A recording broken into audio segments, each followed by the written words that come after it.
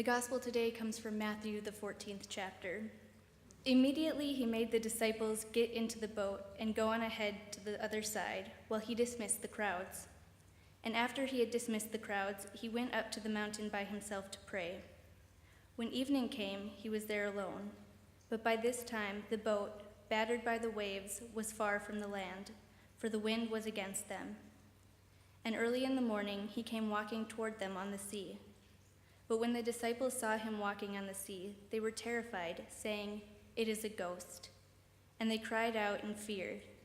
But immediately Jesus spoke to them and said, "Take heart, it is I. Do not be afraid." Peter answered him, "Lord, if it is you, command me to come to you on the water." He said, "Come." So Peter got out of the boat, started walking on the water, and came toward Jesus. But when he noticed the strong wind, he became frightened, and beginning to sink, he cried out, "Lord, save me." Jesus immediately reached out his hand and caught him, saying to him, "You have little faith. Why did you doubt me?" When they got into the boat, the wind ceased, and those in the boat worshipped him, saying, "Truly, you are the Son of God." The Gospel of the Lord. Thanks be to God.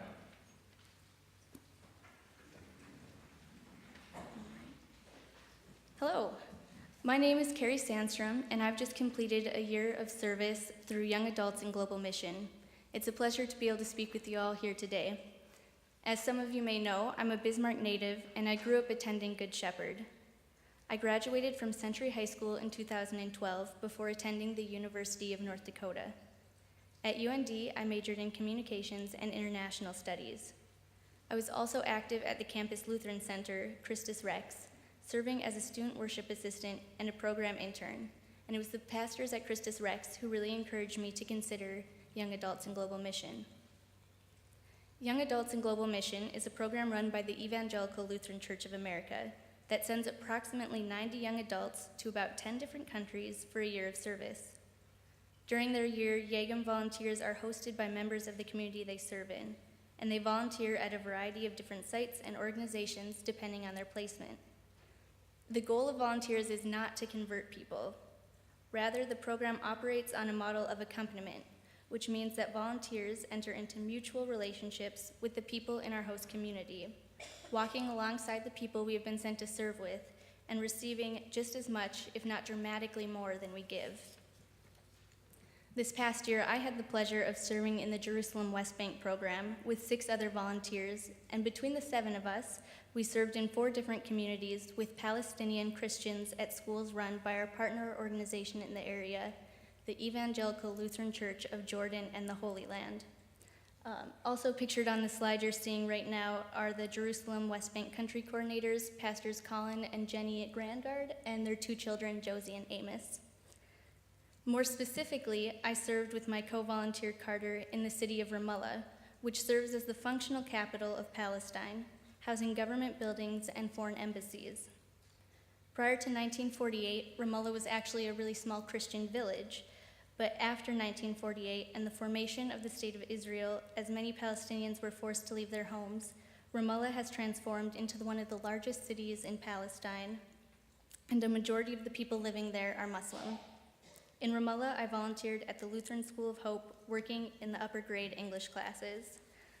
So that's just a little bit of background on where I was and what I was doing this past year that I spent in the Holy Land, living in a city really not all that far from where today's gospel in the book of Matthew took place, in the region of the Galilee, where most of Jesus' ministry occurred. And on the screen right now, you are seeing a picture of me on the Sea of Galilee during our volunteer November retreat. Believe it or not, pretty good Wi-Fi. In today's gospel, Jesus walks on water to meet the disciples at their boat in the middle of the sea, frightening them for what might seem like obvious reasons. In order to make sure Jesus is who he says he is, Peter asks Jesus to call him out to join him on top of the water, a process that makes 2-step email verification for accounts seem like a piece of cake. And so Jesus does. He calls Peter to walk across the water and join him. But once Peter gets out on the water, he begins to doubt. He grows fearful and starts to sink. And I think for most of us, that fear is understandable. There Peter is, standing not in a boat, but on top of the water as a storm rages around him, threatening to sink even more sturdy vessels. And Peter is afraid. One of the most frequent questions I've received since returning from Palestine has been, did you ever feel scared? Were you ever afraid? And I usually respond by reassuring the asker, I felt safe. I wasn't in danger. I was cared for. And this is true. I did feel safe. But there were also many times when, like Peter, I felt afraid. Like I suddenly realized I was standing out on the water in the middle of a raging storm. I was afraid on the first day of school. I had practiced walking the route to the Lutheran School of Hope from my house repeatedly the day before I was supposed to show up. Although it was pretty much a straight shot, I wanted to be sure I could find it, that I wouldn't take a wrong turn and miss the entire first class period. As a volunteer, I wasn't there to teach the assigned curriculum, but rather to help students on a more individual basis and to assist the teacher with anything that they may need during the hour. That first day, on the other side of the world and unfamiliar with the culture, the people, and the language, I didn't know if I could handle even that. I was worried that the students wouldn't like me, and I wouldn't be able to perform the tasks set before me, that I would fail in one of the key elements of my Yagam year. When I walked into the teacher's lounge on that first day, I was introduced to Miss Najwa, the head English teacher. She's standing next to me on the screen, and the teacher I would share most of my English classes with. I was intimidated. I wondered if it was still possible to call in sick for the day, but she took me under her wing. That first day, I followed Miss Najwa everywhere, going with her to each of her classes, sitting very close to her during the breaks to make sure she wouldn't slip away, and keeping her in my sights. At the end of the day, she pulled out 2 apples from her bag, stretched her hand out to me, and gave me one. She asked me if the day had been overwhelming. Yes, I said. I'm entirely overwhelmed. She chuckled, but offered words of reassurance and of comfort. For the whole first week, she made sure that there was always an apple for her and an apple for me at the end of the day, offered always with an outstretched hand, pulling me up from my fear. But fear has a way of cropping up when you least expect it. Throughout most of the year, I lived with a wonderful host family, the Tanuses, and that is just some of them. Family is large and important in Palestine. I shared their home with them and their lives, and the Tanus clan attended the local church, the Lutheran church. They owned an ice cream shop. The son George played on the city basketball team, and when he played, the whole family showed up to cheer him on, even though he spent most of the time sitting on the bench. The oldest sister, Nehida, spent tireless hours trying to teach me about the intricacies of Palestinian music and Arab film. I don't think I ever came close to grasping them, but it was kind of her to continue to try. Throughout the year, the Tanus family served as my base, a firm foundation under the waves. They welcomed me, teased me, cared for me. Now, believe it or not, there is winter in Palestine. It's nothing like the blowing wind and piles of snow we're accustomed to here, thank goodness, but it's still cold and dark. And perhaps it was the persistent gloomy gray skies, or perhaps it was the fact that the holidays were over, but as winter lagged on, I was once again afraid. I had been in Palestine for 6 months, and I still didn't quite know what I was doing. I was worried I had made the wrong decision, that I had misheard the call. One evening, I walked into the house shared with my hosts, and I burst into tears, afraid and uncertain. My host mom, Muna, wearing the purple jacket sort of above the taller guy in the gray, was immediately upon me. She asked me what was wrong, and I didn't have words to respond with. She didn't need them.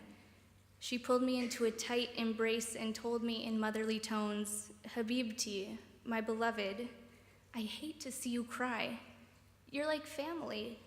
We're so glad you came to live with us."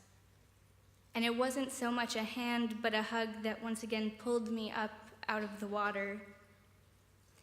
Even when the year was almost at its close, I still found times and places when fear would once again form like an itch in the back of my brain and make it hard to keep moving, hard to keep walking on the water. And it came again in May as I found myself waiting at a checkpoint. Now, I know that checkpoints are not things that most people out of specific contexts are familiar with, but one of the realities of living in Palestine, or the West Bank, or the Holy Land, is the presence of the separation wall, a portion of which you can see on the screen, which was built by Israel and divides Israel proper from the Palestinian territories. In order to get from Ramallah, where I lived, to Jerusalem, a city Israelis and Palestinians share, one had to pass through a checkpoint. At the checkpoint, your papers and permissions would be checked by members of the Israeli Defense Forces before you'd either be permitted to cross or sent away. And so it came that in May I was standing in line to pass through the checkpoint, but the line wasn't moving, and it kept not moving, the checkpoint having been temporarily closed with no warning or explanation. And as the amount of time we had been waiting climbed over an hour and the number of people congregating also grew, I became nervous, afraid. I didn't know what was happening, and as is so often true in human nature, it was the uncertainty and the unknown that stirred up fear in me as I waited in the growing crowd. As I waited, I heard the older women behind me speaking in Arabic in concerned voices. They kept saying, "Il bint, il bint," or in English, "the girl, the girl." That was me. I was the only foreigner standing in line, and they were worried I didn't know what I was doing, that when the line started moving again, I would be pushed out of the way as people rushed to get through. They didn't know me. They didn't know I spoke Arabic, didn't know that this wasn't my first time crossing a checkpoint. But they did know that they wanted to make sure I was cared for, regardless. And sure enough, when the line started moving again, about a half hour later, and people began jostling to get to the front, I felt one of the old women grab me firmly by the elbow and guide me through the waves of people with her. Because although she did not know me, she knew that checkpoints can be scary, overwhelming, and she wanted to make sure I wasn't afraid. Throughout this year, I was cared for. I was embraced. I experienced a kind of hospitality that I did not realize was possible. And although the stories I've just told you have centered around times I was afraid, I would be remiss if I didn't tell you that there are also many days and months of pure joy, many evenings spent playing cards at cafes around town, countless meals with the local pastor and his family, a year worth of church coffee hours with the same community talking about the same weather. But if there's one thing today's gospel teaches us, it's that fear can come even when you're cared for, even when Jesus is standing immediately before you, calling you forward. And the experience of fear is not a sign of our weak faith, but rather the hand that helps us through that fear is a sign of God's great grace coming to us over and over and over again in apples offered with outstretched arms and warm embraces and guiding grasps.